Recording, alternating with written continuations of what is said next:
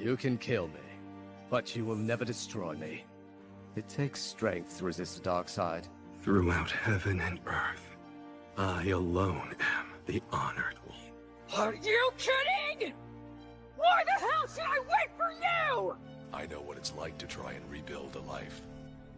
I had a bad day too, once. If you're having nightmares, then welcome to the club. My name's Subaru Natsuki, and I am the Knight of Amelia. Right now, all I can give you is just death. It wasn't for you in particular. You fought 100 men because it's not in your nature to run away.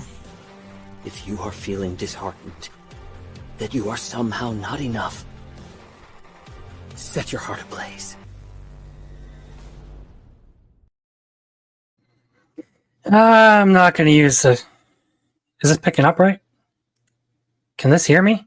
Okay, there we go. It looks like it's picking up now. I'm not getting audio signals. I'm not planning on using my camera tonight because I've just been fucking around all day.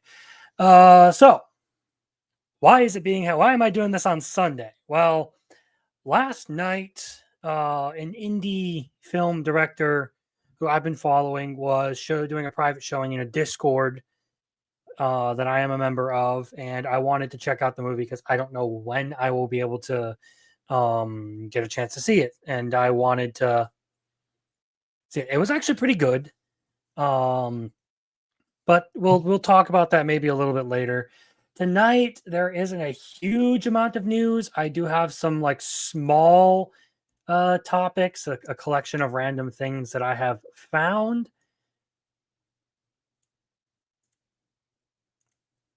And one particular article that is a CBR review of ReZero Season 3's best episode. And they have some interesting things to say about that. But really the main thing that is on the list, and the whole reason now I still wanted to do this over the weekend, was because there is plenty of anime stuff to talk about. Segue. And I'm back to not pulling up my notes ahead of time. So, let's talk about the first thing I watch every week. Shangri-La Frontier. So, it had another killer episode. And I consistently love, well, last week's episode, I should say. I consistently love that they use brilliant tactics for this. What I mean is that the fights are a whole lot more strategy-based than just power-based in Shangri-La Frontier. And I personally really appreciate that. I like that they use Sunraku's ability to adapt to shifting tides of battle and all of that in ways that really make you feel like you're back in a game with your friends in like 2014, abusing mechanics. And yeah, that episode was great. And then this week's episode, which I did get to watch because it's a Sunday, I like that we are going into yet another new game, and they do use a lot of CGI for that, but I feel like in this case it's justified because it is a game and it looks very like gamey when they use the CGI for that. So I can respect it. I like that the combat is still really well animated for that. And it's going to be exciting to see Sunraku go up against one of the top players in this particular game. So, with that, I feel like it still hasn't given me that wow factor that would put it in the top bracket, but it is very good. And also, the reason I am late, Muffler Tape, is because I was trying to watch the latest episode of Talker. I hadn't watched it yet. So we can go over that. You know, while it's on my mind, I might as well go over Talker. Because, well, Shangri-La Frontier is staying exactly where it is. I do need to talk a little bit about Talker. This latest episode...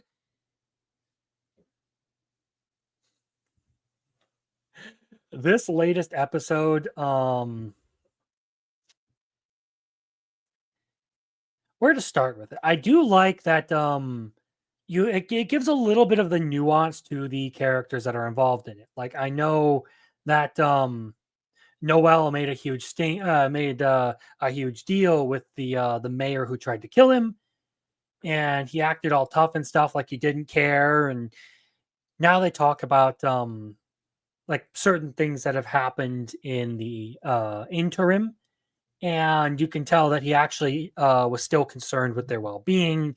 He was just pretending like he didn't care because it was something that he needed to do.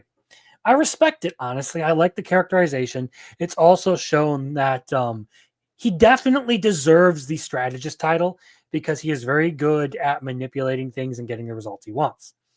So, having watched a couple of episodes of Orb this week, I think I'm actually going to move this up over Orb just because I like this particular one more. Although, as far as Orb goes, we'll get to it eventually. It has been pretty good, and it's gotten back a little bit more to the sort of things that I like about it. So that's where Talker's at.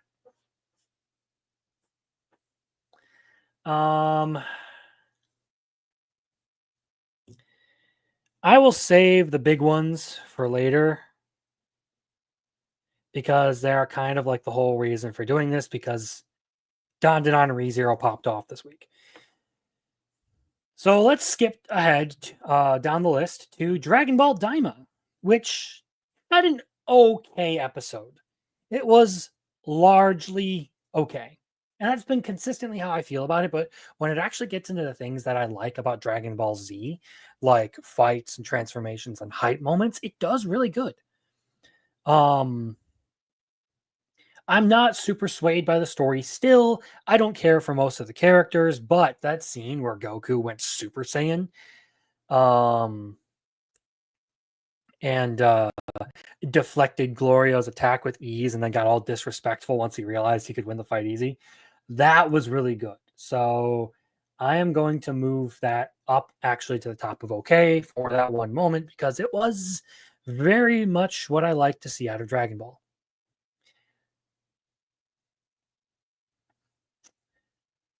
Bleach. I'm so going to leave it right here. Because now that it's getting into the action, I do like it a little bit more than the past couple of episodes, but I feel like there are certain things that I'm not a huge fan of, particularly the Renji disrespect that we see yet again that makes it feel like the character just exists to get a win once in a blue moon. I like that it did give him a cool fight and he got some cool power-ups and stuff, but the fact that they pitted him up against Uryu right away just feels like disrespect because you know he's not going to beat Uryu. Like he had that one really good moment against Mask to Masculine where he annihilated the guy. But other than that, I feel like the series continuously just likes to crap on him. And it's kind of sad because I like the character. So yeah, that's Bleach. It's still staying here because okay, I can move it. It's still staying there because I still think Blue Box, which I've caught up on this week, is better. So that's Bleach. Grieving Souls. Again, an okay episode. It's not really doing well with the action and stuff, but I do kind of like its story. I had some suspicions at a certain betrayal on the way, but it hasn't been confirmed in this episode, although hey JM, you started Hellsing recently. Okay, that's another one that I have to watch, Hellsing and Evangelion. Eventually, on one of these holiday breaks, I will get around to it. But before that, I have to stick it to Rolo by committing to actually watching the Lord of the Rings movies over one of these breaks. I haven't forgotten about that. He said I won't. I'm going to do it. We're going to do it, bitch. So, yeah. Back to Grieving Souls, though. There's a certain betrayal I expect to happen at some point in this current arc. Although it doesn't, it seems like it's plausible that it might not happen. I just have some suspicions. I have watched the movies before. It's just Rolo thinks that I won't refresh myself on them over the breaks. He thinks I'm going to get distracted by something. So I am dead set on trying to prove him wrong.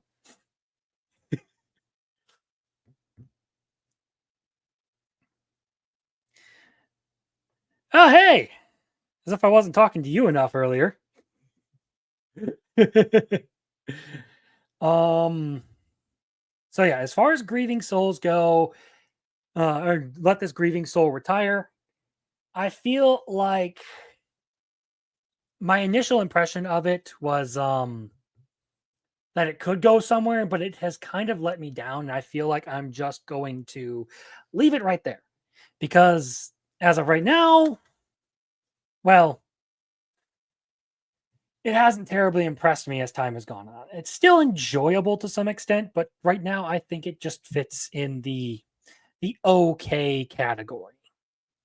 I have been slowly catching up with the next one on the list, Demon Lord 2099. And I think this one's actually a real sleeper anime for this season because it does a lot of things really well.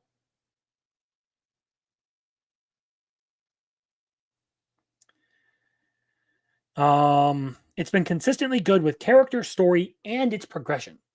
Like, I'm interested in the story, I like the world that it's building, and the characters have been consistently interesting to me and compelling as well. That is a huge issue with like a lot of series is if you do not have a good character who like compels me, the series is just going to be like, eh. That is one of my big reasons why I don't care much for Tokyo Revengers, because not a lot of the characters came off as compelling to me, even Takamichi. Or even like Draken. Like Draken was the only one that I was really attracted to as a character. And even then, he was still weak. But Demon Lord 2099. I like that as far as Veltol is concerned, in spite of being like this powerful entity who did seek to like conquer and dominate the world, he's still pretty humble, not prone to rage or arrogance, and actually comes off as a properly endearing character, like someone you can actually see being a real leader, and I can respect it. Even though technically he was supposed to be like the evil guy because he was conquering the world, it still does a really good job of presenting him as a decent main character and someone who actually cares for his subjects. And it even lays out in the episode that I watched this week why he sought to conquer the world. And it was particularly because he was sick and tired of watching everyone fight each other. And his conclusion and his like idea for solving the problem was to basically force people to stop fighting through might makes right, effectively. Unlike stuff like why is conquering the world seen as a bad thing? Well, technically he's labeled a demon lord and he's treated as evil because he wanted to conquer the world, but his motivation for conquering the world was effectively world peace, and he says so in this episode, which makes him much less of an evil character than what he's originally presented to be.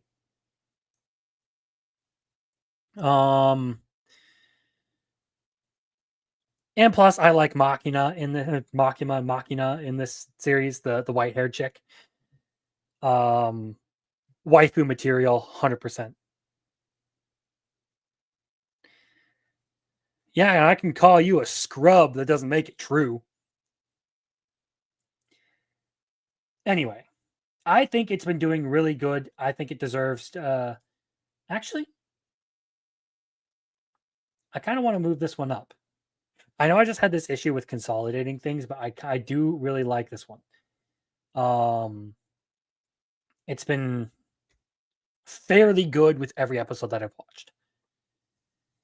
Next on the list, 365 Days to the Wedding. Actually had a fantastic episode, which is why I'm moving it all the way up to the top this week.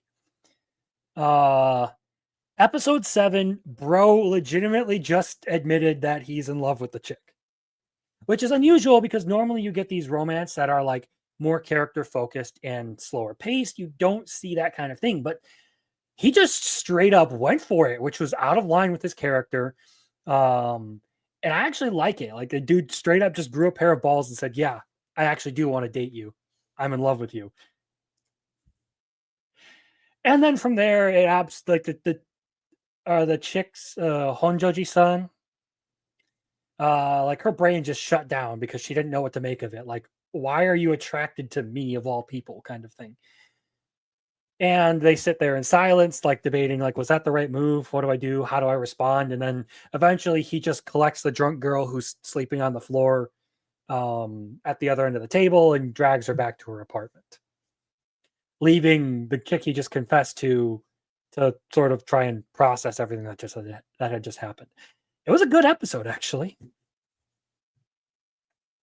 So I have my doubts as to whether we'll actually get a proper resolution to it after or in this week's episode, but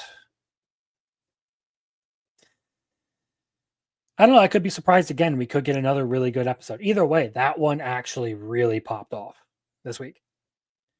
Tying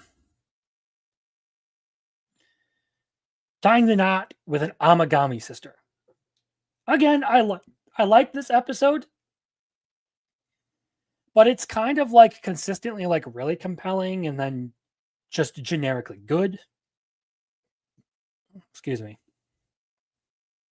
I think it leaned heavily on it leaned a little heavy on the comedy this week. But I also like that they're doing a really good job developing the relationship between Uryu and the three Amagami sisters. You sort of see how he like interacts with the three of them, their motivations, and their resolve for taking over the Amagami Shrine. Also, he's grabbing the middle sister's tits again in this episode, so poor man's getting sprayed with salt repeatedly.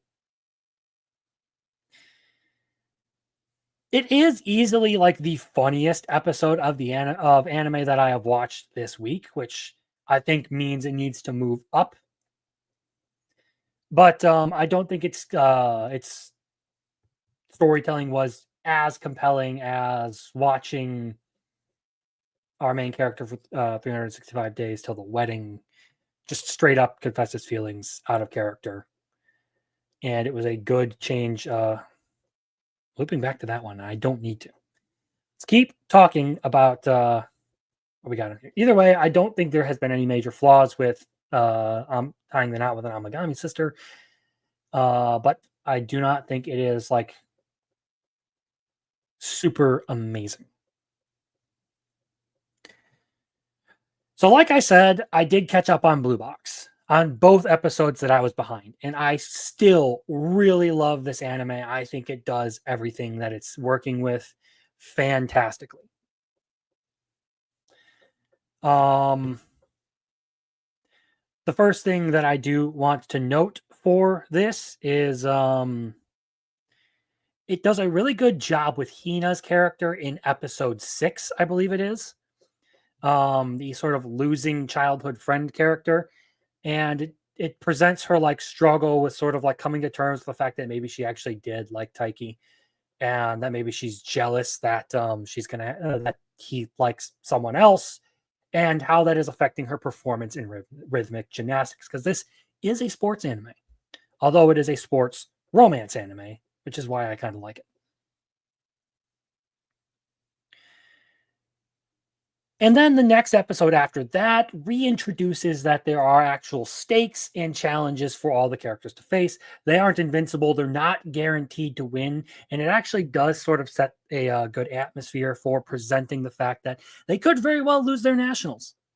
There are some huge obstacles that they're going to have to overcome. And I feel like it's been doing a good job of keeping everything sort of grounded and not too terribly like upbeat and positive and like,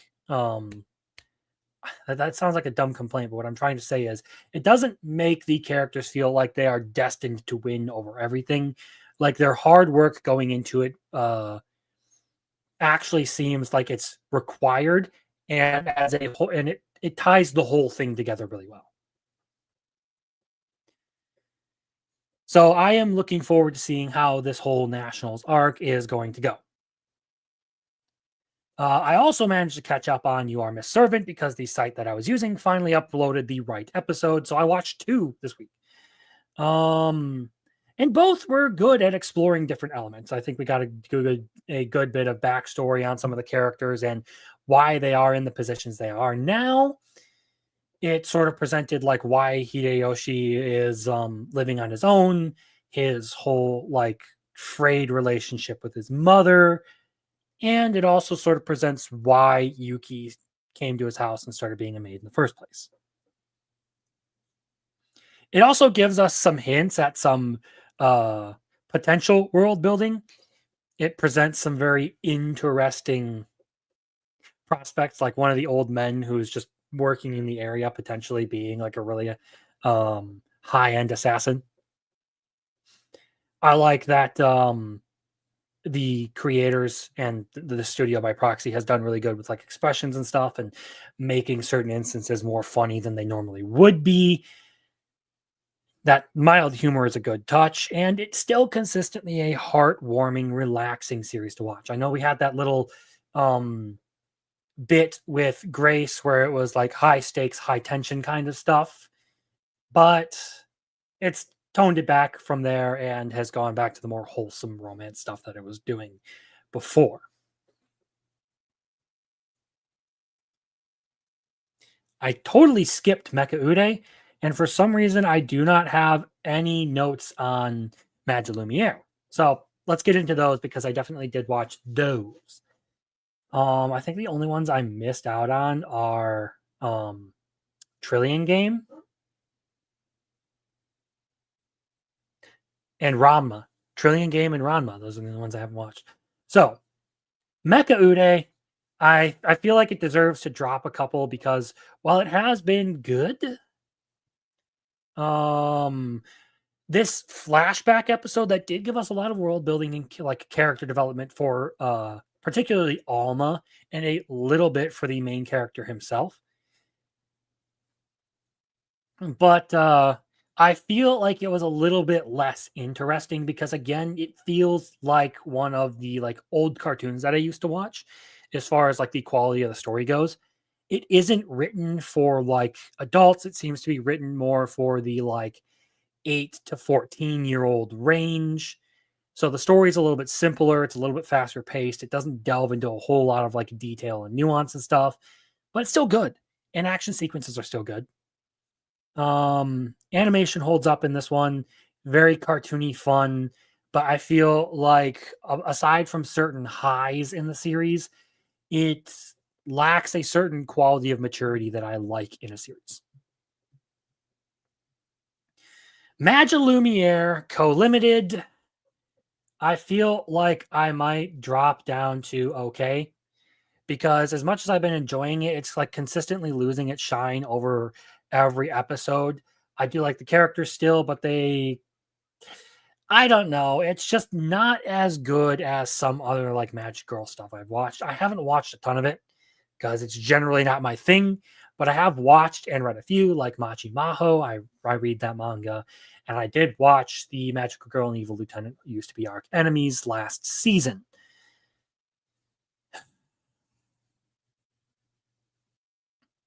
But with this in particular, I feel like it's a little bit too shoujo for me to really get into it.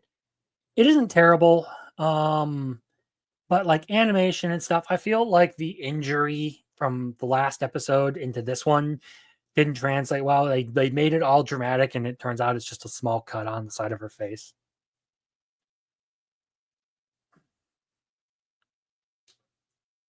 And then we get into the whole like results versus aesthetic argument that has been going on with the two major companies that are in the series. The like big company that's all like focused on like getting results and doing the job, and then Magie Lumiere itself, which is more so focused on like the aesthetic and, you know, like proper magical girl stuff, not treating it so much as a business, more as like you are like protecting people's property and all that.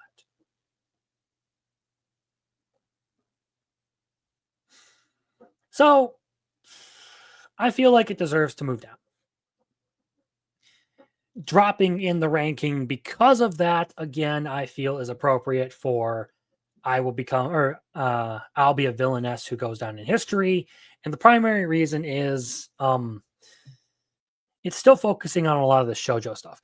I feel like they are kind of getting into some interesting mechanics with how the Saint sort of has this innate mind control effect over people, and it causes them to like sway towards her. They have all but confirmed that with the fact that they mentioned certain girls hated Liz Cather at the beginning of a while back, but then instantly switched their position.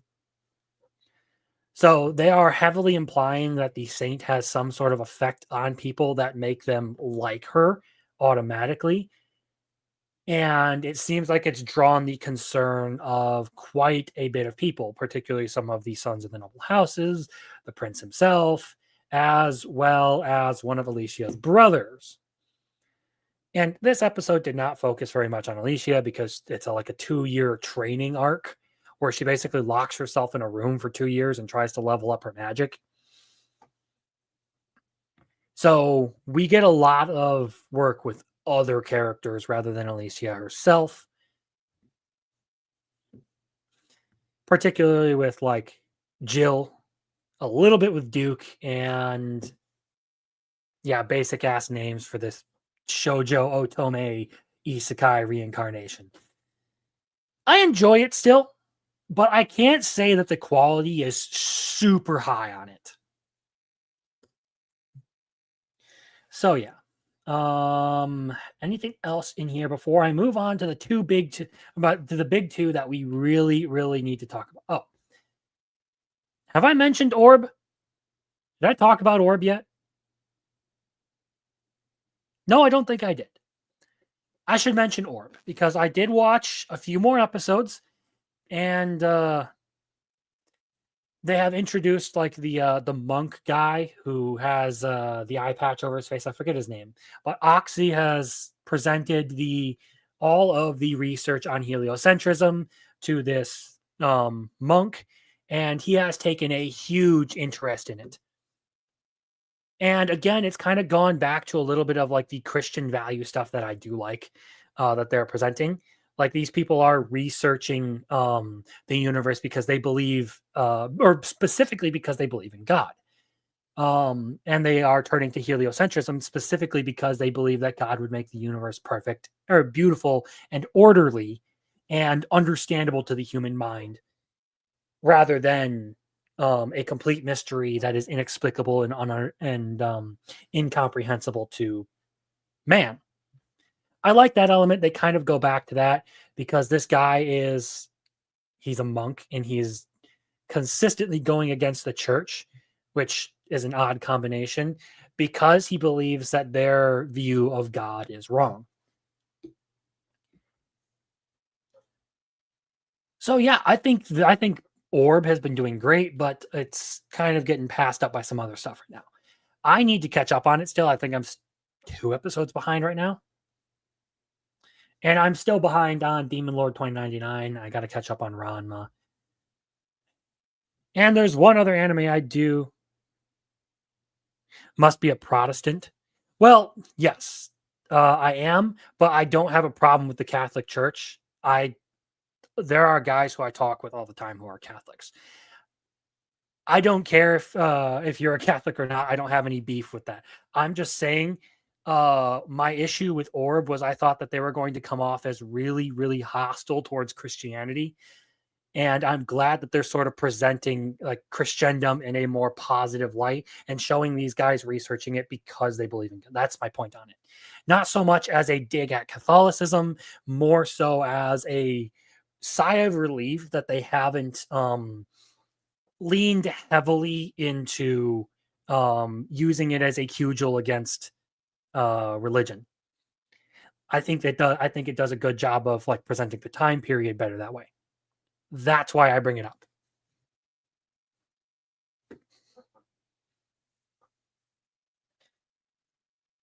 So now we can talk about the big two this week.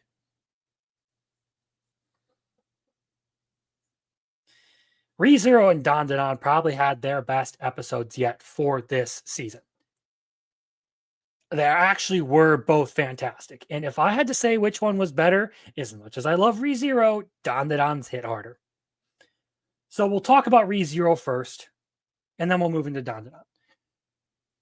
God, that episode was fucking great. Particularly because it was 2 seasons worth of character development finally paying off. You see Subaru finally like coming to understand the role that he actually plays.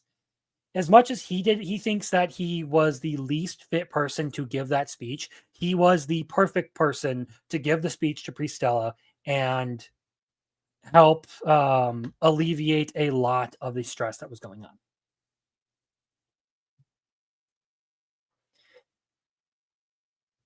"10 minutes of like great soundtrack of Subaru's speech, a lot of like showing the effects that it had on the people of Priscilla, how it alleviated their fears.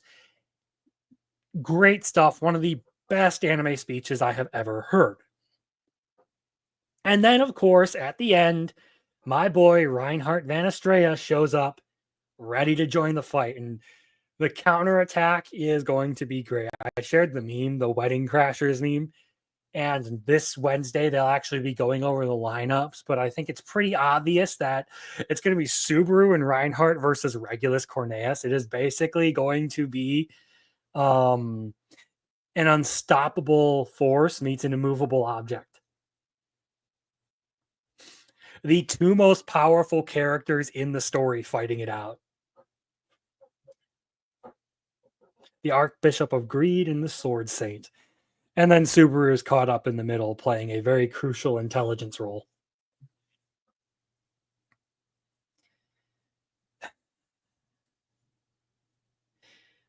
But yeah, I loved this week's episode of ReZero. It did a really good job of adapting that speech. Like, it's one of the highest rated episodes of ReZero to have come out. It was up there with the Outside of Madness, which was previously the highest rated. I think temporarily this dethroned it and then it came back down a little bit. But yeah, I think they nailed the soundtrack. They nailed like all of the speech, and it's really good to see the payoff on Subaru's character after 2 seasons. Like, you finally get to the point where like he's sort of overcoming some of the issues that he has dealt with up to this point. But that said, we do need to talk about the best episode of anime that I have seen this week. Not just this week. I think just about all year. Dandadan episode 7 is a freaking masterpiece. Okay? Like, Dandadan can be really goofy and fun. And one of the things I do like about it is that for the most part, it is just goofing off and being fun and all of that. But when it wants to give you like a really like hard-hitting moment, it does that fantastically. And this episode did a really good job presenting like the whole Acro Silky story and like this like wholesome relationship between a mother and daughter being like torn apart by the horrors of the world.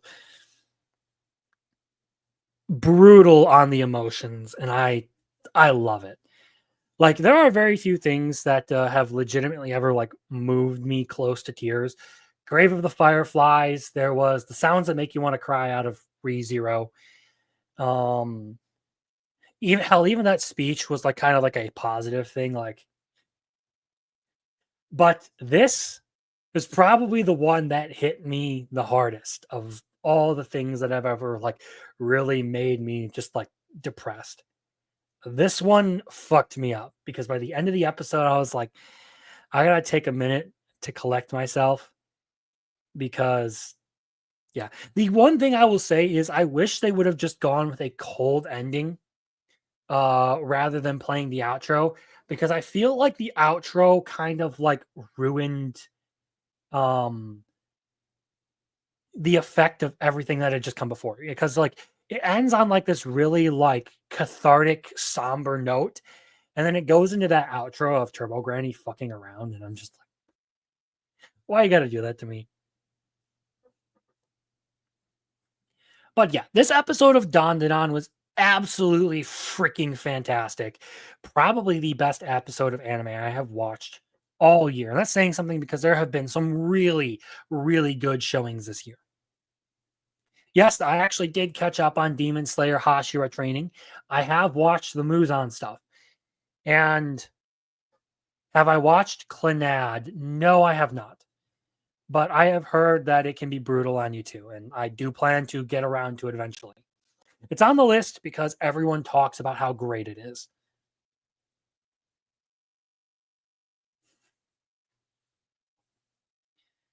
So yeah, those things are going to generally remain the same. I actually feel like I need to move that one up because it's a tearjerker. 2C. I could probably knock it out pretty easily, but I'm kind of like shifting into a more work intensive schedule. So I'm going to have to try and check it out on like a break or something. Like if I get like moving into winter, if we don't get indoor jobs, I'll probably have some time off and I'll be able to check it out while I'm like working on videos and stuff.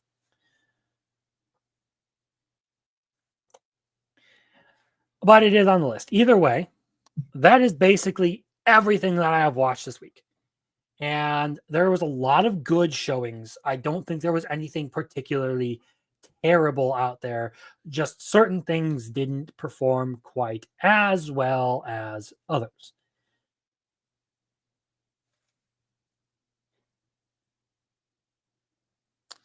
I have bathroom breaks. Yeah, but I work construction, so it's not exactly easy to try and like squeeze an episode in there.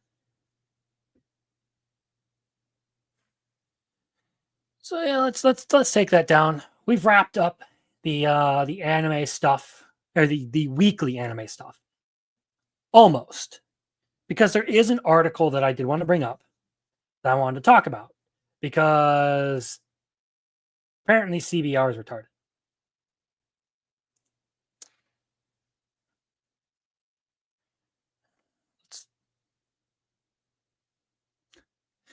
So, ReZero episode season 3 episode 7 review. Subaru rises to the occasion in the season's most disappointing episode. This is not the season's most disappointing episode. This is one of the best episodes that it's had, and one of the most important episodes that it's had. So, like most isekai anime these days, ReZero Starting Life in Another World also has a long-winded name, yet it cannot be more straightforward. The title notes how the protagonist restarts his life in a new world. Okay, this is just we're actually going to, alongside composer and music composer Kenichiro Suehiro, to make fans on a tour of doom and gloom. However, ReZero Season 3 Episode 7, the newest heroes and the most ancient heroes, tries hard to break free of its usual programming.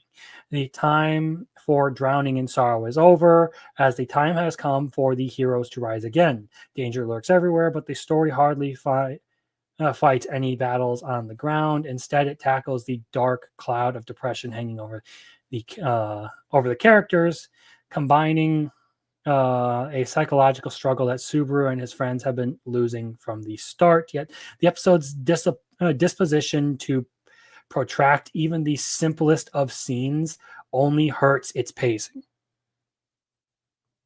Journalists, yeah. So if you know nothing about ReZero, let me say this. The entire point of the series is the characters. Okay?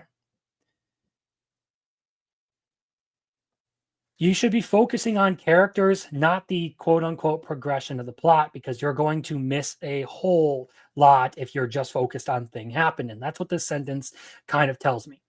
It hurts its pace. I disagree entirely. I feel like it was a very important step, and especially when you understand the way that Tape Nagatsuki writes, how he likes to take things down all the way to the bottom and then build them back up again. This is that second part of it. They are building back up to the counterattack.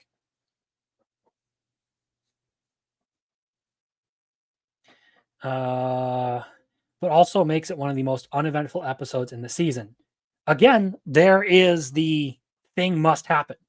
Like, you completely ignore the payoff on 2 seasons worth of character development. Makes a short story long. The only bit of action the episode sees happen off screen in the opening moment, specifically when Al wipes out an entire witch cult hideout full of lackeys. Yeah, they're not building back better. They're just, God damn it. Amelia's words jolt Subaru back to his senses, but more importantly, her words carry exposition into the witch's cult plan, which gives the heroes their first concrete step forward. Unfortunately, the episode lacks any excitement to make viewers' heart skip a beat. Again, this article is all just thing didn't happen, therefore it bad. Which is really upsetting because, again, like I said, the major point of ReZero is the characters. Every arc is pretty much a character, is an aspect of breaking down Subaru as a character. Arc 1 is who is Subaru Natsuki in this story. Arc 2 is basically how he is going to pretty much treat his life. Arc 3 is him reckoning with the fact that he is not the central hero of any given battle. Arc 4 is reckoning with the idea that his life has value, and Arc 5 is kind of the payoff on that. Like, he shouldn't just be willy-nilly throwing he shouldn't just be pointlessly throwing his life away because he has returned by death. He should be fighting for every moment of life he can. And in this arc, you see a lot of that payoff, and it also shows that,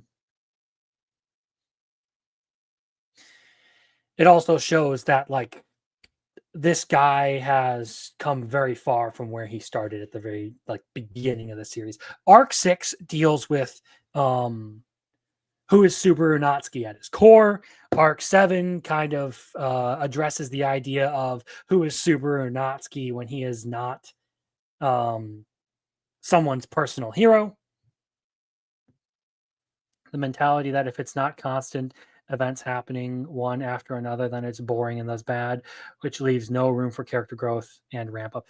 See, to me, like I said earlier, or like I think I've said this in this stream, or maybe the previous one, or some point in the night, characters are the most important part of a series to me. If you don't give me a good character that I like, someone who is compelling and interesting, I'm not going to be attached to the series. That's why a lot of the stuff that's on the list, a lot of the stuff that's on this list here is where it is. A lot of these series down here do not have terribly compelling characters. These ones have some that interest me, particularly the two romance ones here have better characters, and a lot of these actually have good characters that I do like, who have the potential to grow and change and really wow me.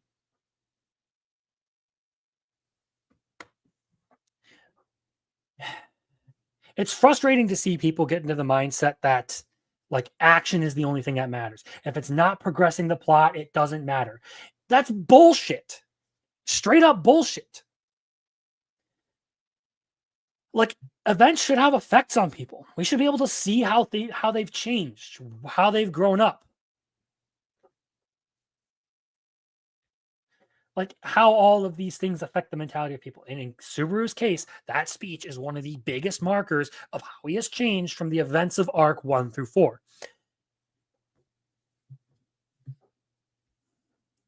But then again, these are urinalists. And they probably don't actually care much about anime. They only really watch it for the flash and splendor. They're probably watching it at 2 times speed.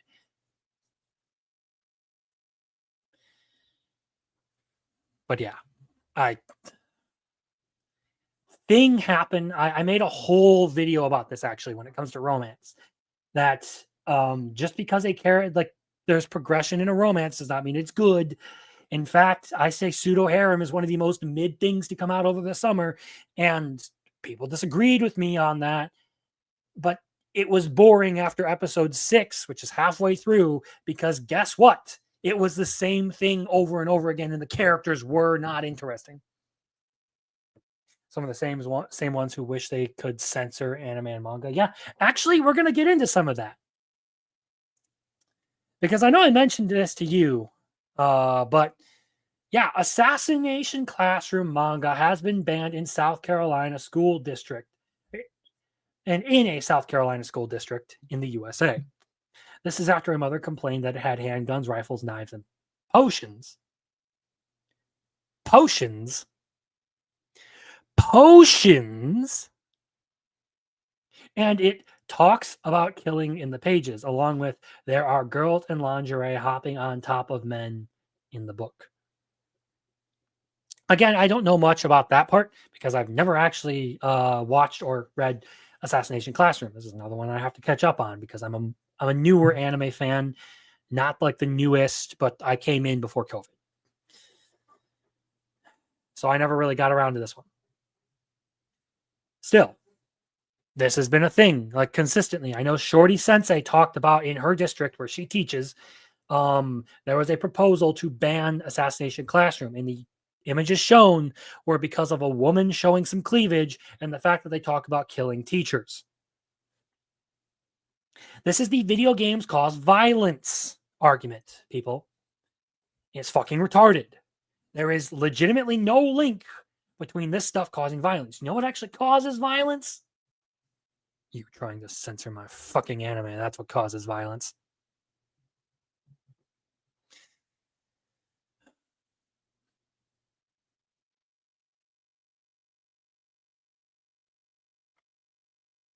Pseudo Harem was cute. Yeah, it was cute. And if you like that sort of cutesy, fluffy stuff, it's a good show for that.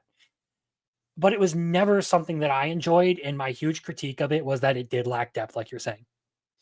It was enjoyable to me for the first half, but then as I compared it to other things that were coming out that season, I don't know. It wasn't my thing.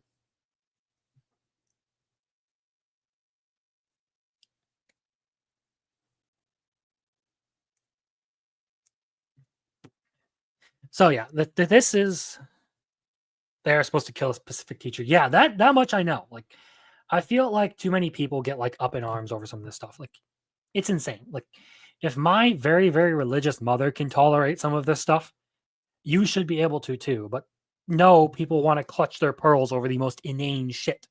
And it drives me crazy.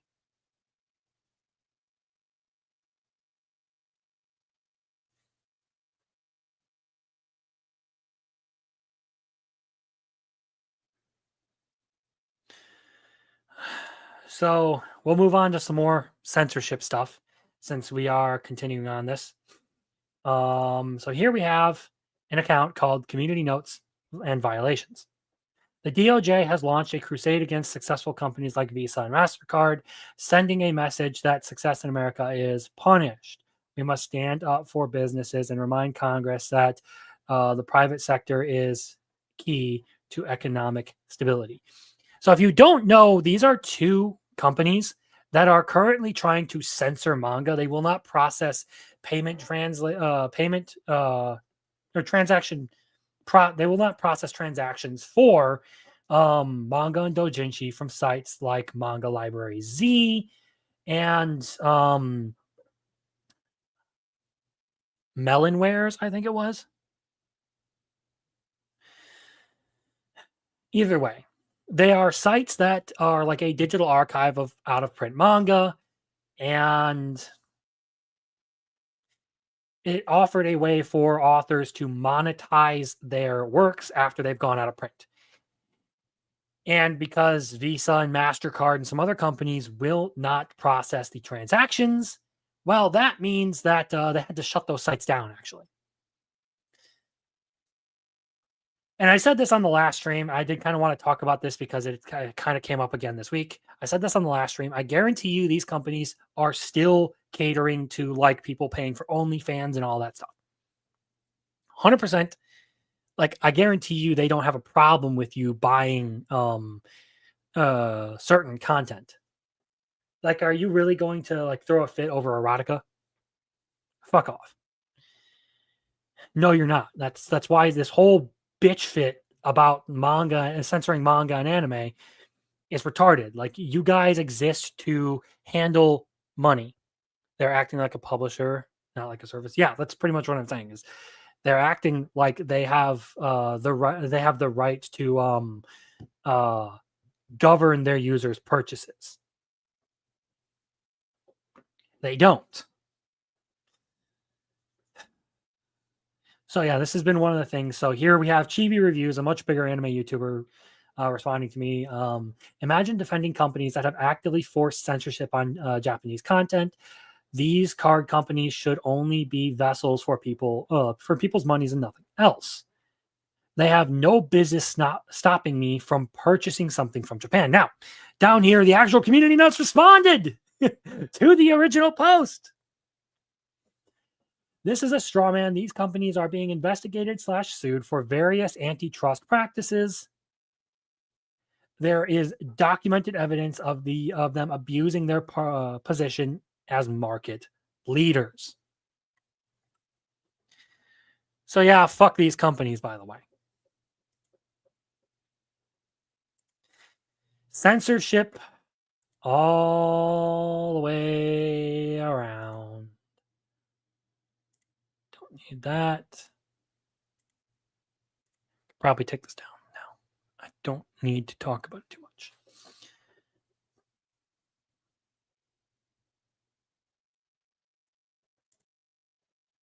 Close these out. And if I have to, I can bring up the last presentation I have. So for the closing segment tonight, we're going to talk a little bit about the differences between men and women. Now, for those of you in the chat who are somewhat intelligent, which I imagine most of you who are listening are pretty intelligent, you know that the difference between a man and a woman is that one has a penis and the other has a vagina, okay? Well, there's also other differences, like the way they interact with fiction. Particularly, men tend to become what they read. A kid playing with a boy playing with a Batman toy becomes Batman, and women tend to project themselves onto what they read, where it becomes them. So a girl playing with a Batman toy, well, Batman becomes her. They are completely different. People like different things. So there has been a trend to point out that fantasy in general has become very, very feminine focused, when originally it was male focused. And that spawned a lot of memes talking about what women fantasize about, because as is the issue with current fantasy is a lot of it is just monster fucking smut. It has basically become erotica and stuff. There's no real masculine fiction out there anymore. You have to go back to old stuff that's actually good. Never read it, but I hear a lot of people talk about how great the Wheel of Time is, and I'll eventually get around to that too. Lord of the Rings, George R.R. Martin's Song of Ice and Fire, stuff like that. Now you have whole videos being circulated about women talking about their favorite smut fantasy, about getting back shots in shark infested water, or fucking your uncle, or yeah. It just this stuff doesn't compare to the original. And it's pointed out that women are the consumers of this kind of stuff more often than not. It's crazy. And that spawned people talking about the difference between male fantasies and female fantasies, where the male fantasy is to save the world and then retire, get married, have a family, and live on a farm for the rest of your life. Whereas the female fantasy is getting choked out and fucked by some bad guy who doesn't actually really care about you and will leave you the moment he's bored of you. It is the I can fix him mentality, pretty much. And now, obviously, not all women. So this spawned some interesting shit. Talking about the differences between male and female fantasies. So this person became very irate over some of the things, and they made this post. So women's fantasy, nerd loser gets the most beautiful woman in the world. Men's fantasy, rape. Saying that Redo of Healer was a male fantasy because it's focused on rape. And here we have the actual proof that the female audience actually turned out more so for Redo of Healer than any other anime. Interesting, right? It's kind of funny because even like gay manga, yeah, like you'll go find something like even the biggest meme of the BL genre, Dick Fight Island. Its audience, or the audience for BL, is female. BL stories are shoujo and josei. They fall into the demographics of women. Because guess what? It's women that like that kind of stuff. There was actually a psychological study, and I don't know how true it is. It's probably something to fact check, but it's a meme that gets passed around about how there was a study that showed that men's response to seeing other men kissing in public is the same as seeing maggots, or like basically revulsion.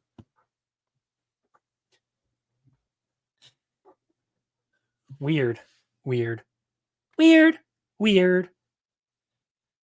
But yeah, this is one of the things where like we had this conversation in the Discord, in the Weebs and Waifus Discord, talking about how like certain things are meant for certain demographics.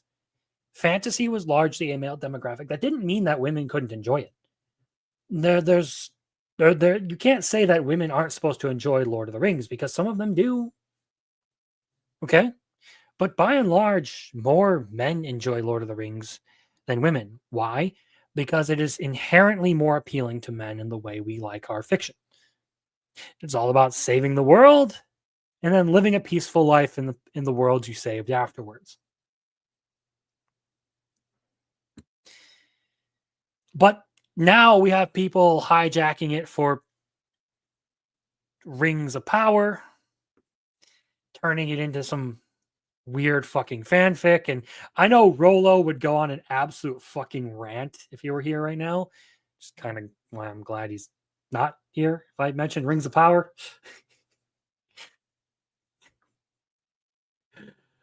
But so would Pilgrim, actually. Pilgrim would probably freak the fuck out. But yeah, it's like when it comes to like the degenerate like rape porn and stuff, it's kind of funny that it has a higher than usual concentration of women attracted to it.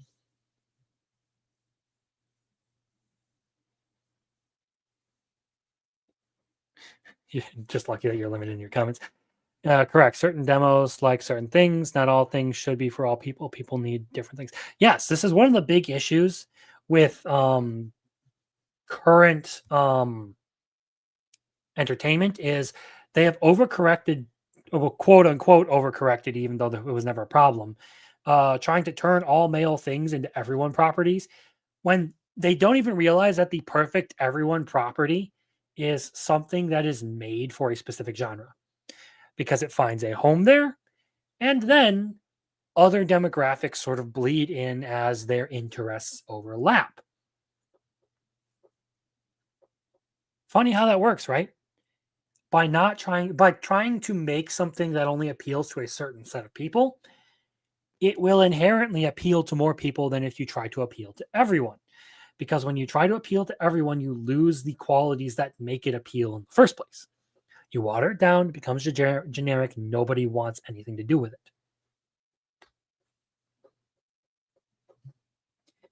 You turn it into gray slop. That's why men need their own stories, their own spaces. And it shouldn't be considered discrimination that men have their own places. That's why men turned out in droves during this election, because they've been alienated from culture. And that's why I'm glad to see a lot of indie creators writing more things for just men. Which is a good segue to talk about two of the things that I have just sort of remembered that I do kind of want to cover. Don't need that. That's just kind of a meme. So is that. Kind of want to wrap this up so I can have some.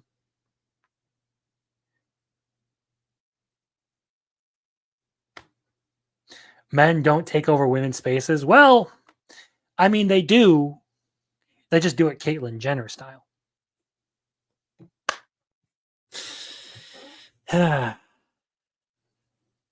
But yeah, generally, like when it comes to like, say, like entertainment, men don't go in and try to make Barbie masculine. They just enjoy, or they just be like, okay, well, whatever, we're gonna go do whatever we want. But for some reason, there have been a lot of people who've decided that they want to come around and try and shift everything towards being effeminate. Well, we're going to talk about something masculine. Unfortunately, I don't have much to pull up on this, but I believe you can find the guy, Jared Crispin, on YouTube, not YouTube, on Twitter. I would recommend you follow the guy because he produced his own like indie Western, and I got to watch it last night and actually like ask him like questions about like production and stuff. It was really a whole like fun thing. That's why I postponed the stream today, because I did want to kind of talk about it. It's actually a really, really good movie. It beat my expectations, and it's his first film. Does it have all of like the Hollywood polish of like top tier Westerns like The Unforgiven? No. You can tell that there is some stuff there where like budget constraints and like first time filming did hold him back, but he himself did really well as an actor. The movie itself was good. I liked the characters and I liked the message behind it, because he himself, like he was answering questions, and he was talking about his decision to leave the villain's face blank for the entire film, like to not show the villain's face. And he basically explained it as this character was an allegory for addiction. I liked that part of it. The guy wrote and did performed all of the music for the movie himself. He said his the most difficult part that he filmed, well, there was two he mentioned. One was actually like herding all of the cows, because on the technical scale it was an issue. They had 60 acres and only so many cows, and they didn't know how they were going to do it without like capturing some of the more modern stuff that was in the area where they were filming. They did a really good job with it, actually. The music was good. And then the other thing that he said was difficult, I should finish this thought before I get too derailed, was a shootout in a ravine. And basically his reasoning for that was they were fighting the sun, and like they would basically have to do like all their setup and prep work while they were rehearsing and all that, just so that they would have that limited amount of time during the day to film, to do their stuff out there, because it was a very brief period of time where the natural lighting from the sun was good enough to film with. But yes, for a first time outing, if you get a chance to watch the movie, I believe it's Missouri Breaks, The Ballad of Missouri Bill. If you get a chance to watch it, I would recommend checking it out. I liked it. And for an indie film, I think it is really well done. I think the guy deserves a lot of credit for what he's done and the shout out. So it was phenomenal for an indie film. Like really like true to like Western movie spirit kind of stuff. But other than that, there is one other indie project I do want to mention because it is somewhat anime related. And I've actually interviewed the author here on the channel. And Hero Darky Dark's Relentlessly Bullied Hero is now back up for number 2 is up. And the campaign is live through December 12th, I believe. It's one of the best indie comics I've ever read. Very shonen. Basically, you have this wannabe hero in this city, and one of the major villains is this sorceress chick who has taken a liking to him, and he has this existing deal with her. So he can't actually defeat her, and she just kind of pesters him the whole time while he's trying to be a hero, because she has taken a liking to him. It's great. Again, I got to interview the guy on my Saturday show. He came on. I think I want to try and get him on again to just do a full, like, dedicated stream to talking about, like, Relentlessly Bullied Hero and, like, his inspiration for it and all that stuff. So I will probably message him this week and see if he's interested in doing a completely dedicated show. But I do recommend, if you're looking for a good indie comic, that is live right now. You can get both Volume 1 and Volume 2. They're like 60 to 70 page comics. I really liked them the whole way through, and I can't recommend them enough. So yeah, that is just about everything I wanted to cover tonight. I ended up making it last over an hour, just barely over an hour. So with that said, normally I go live on Saturdays. That is what I do animated. That is when I do animated to recap the week. Okay, Saturday night, Weebery recap. That is what animated is supposed to be. At the end of every month, I try to do a dedicated stream called Fictionology. That I'm hoping I will be able to get, like I said, Hero Darky Dark to show up. No guarantees. I know the guy's got his own plans and stuff, and I can't really, like, fully commit to anything, but that is what I want to do for it. If that falls through, I'll find something else. That said, my main channel, Crimson Law, I do post pretty regularly on there now. And you can follow me at Crimson Lawson on Twitter, where I scream into the void, talk shit, repost ReZero and Dandanon art, all that kind of stuff. So with that said, I will be signing off so that I can go get some grub, because I am hungry. And I hope every one of you has an amazing week this week. Stay awesome, stay intelligent, stay beautiful, stay sexy. Later.